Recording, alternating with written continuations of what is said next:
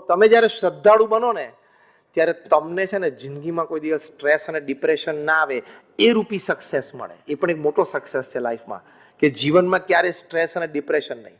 કેમ? શ્રદ્ધા રાખો એટલે બધું ભગવાન કરે છે.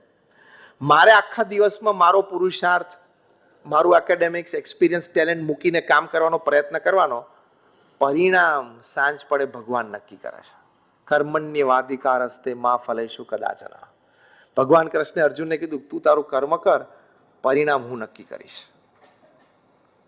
અને આપણને બધાને આ વાતની ખબર છે ને લોજિકલી, કે પરિણામ ભગવાન નક્કી કરે છે.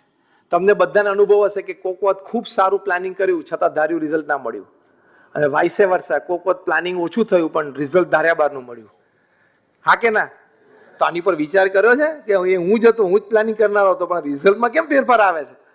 That means somebody else is deciding the final outcome.